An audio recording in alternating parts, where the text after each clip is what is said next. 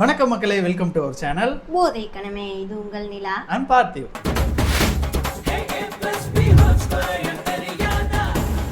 இன்னைக்கு நம்ம என்ன பார்க்க போறோம் அப்படின்னு பார்த்தீங்கன்னா, ரொம்ப நாள் ஆயிடுச்சு. இட்லி கடை ட்ரெய்லர் தான்.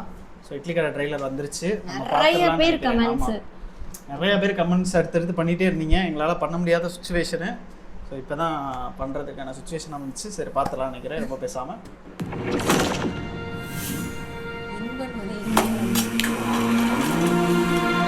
எப்படி இறங்கிட்டு பாருங்க. எப்பா எப்படியாச்சும் வாங்கலாம்ப்பா, மணிக்கணக்காக உட்காந்து அறுக்க தேவையில்லைல்ல. ஆட்டுக்குட்டிக்கு ஒரு ஆட்டு மிஷினால என்ன வேணாலும் செய்யலாம். ஆனால் கை பக்கம் வரணும்ல, அது மனசுலேருந்து வரணும். பொதுவாக லைஃப்பில் நம்ம பண்ணுற வேலையை ரசித்து பண்ணணும்னு சொல்லுவாங்க. அதுக்கு பெரிய பிஸ்னஸ் மேனாக இருக்கணும்னு அவசியம் இல்லை. வெறும் இட்லி சுடுறதா கூட இருக்கலாம்.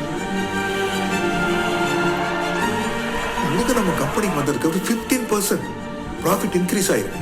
சூப்பர்யா, சரியான வேலைக்காரையா நீ. நமக்கு அப்புறம் இந்த வீடும் நம்ம கடையும் அப்படியே போயிடுமோன்னு. அவன் எங்க போறான்? இங்கதான் திரும்பி வர போறான். இங்கதான் திரும்பி வர போறான். இங்கதான் திரும்பி வர போறான்.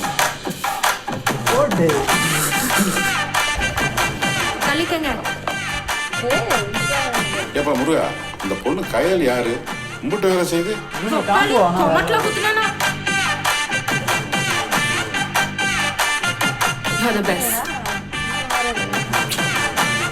உனக்காக ஒரு பெரிய எம்பையரே கட்டி வச்சிருக்கேன். இப்படி பொறுப்பு இல்லாம சுத்திக்கிட்டு இருக்க இப்படி. Look at Murugan. பெரிய மிஷிலின் ஸ்டார் ரெஸ்டாரண்ட், ஒரு டப்பா குடிசைக்கு. அது வெறும் கடையில தம்பி, இந்த ஊரோட அடையாளம்.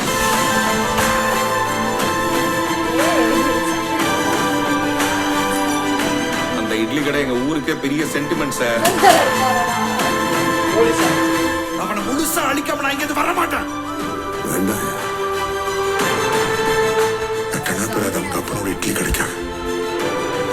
அவன் சாகிறதுக்கு ரெடியா இருக்கான்.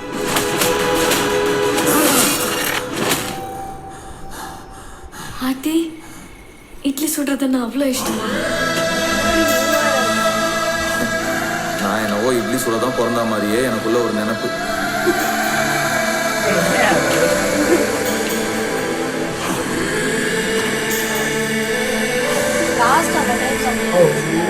அது பின்னாடி போயிட்டு இருக்கு, தெரியுதா? அந்த பாட்டுல சாமி வரும்.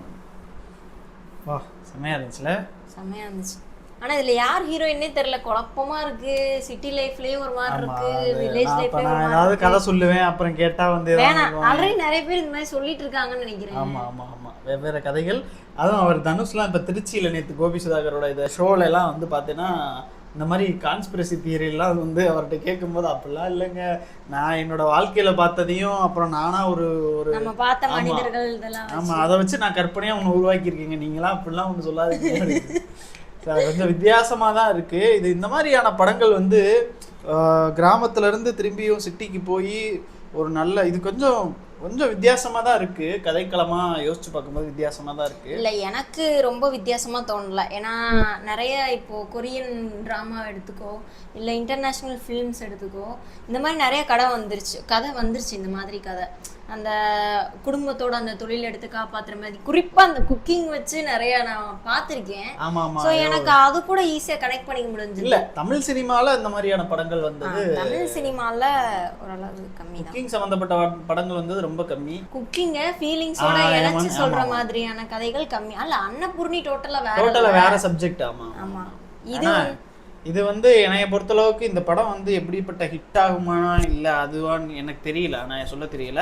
ஆனா இந்த படம் வந்து ஒரு நல்ல படமா தான் இருக்கு, ஃபீல் குட் மூவியா இருக்கும் அப்படின்னு நாங்க நினைக்கிறோம். ஆனா அருவாளம் தூக்கிட்டு இருக்காப்ல, என்ன அப்படியே கோவம்.